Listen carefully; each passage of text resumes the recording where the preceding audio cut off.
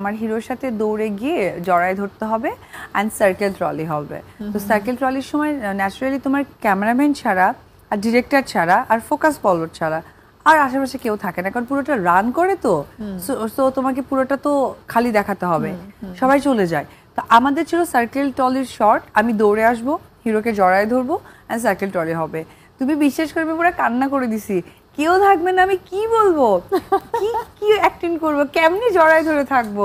তো ওই সময় আমাকে অনেক বেশি হেল্প করেছিল আমার ডিরেক্টর FI মানিক। উনি পরে বলছে আরে বাবা এটা তো শুটিং, আচ্ছা ঠিক আছে। তখন আমি খেয়াল করেছি এত কিউট মানুষ, ভীষণ ভীষণ। তো ওই জায়গা থেকে যখন সবাই সাইকেল ট্রলি করছিলেন এবং সাইকেল ট্রলির সাথে আমি যখন কান্না করে দিয়েছি, তখন সাইকেল ট্রলির সাথে সবাই দৌড়াচ্ছিল আমাদের শটটার জন্য। যদিও শটটা অনেকবার নিতে হয়েছিল, কারণ অনেক সময় কেউ ইন হয়ে যাচ্ছে, কেউ আউট হয়ে যাচ্ছে, কেউ একটু বেশি গেছে, কেউ কমে গেছে।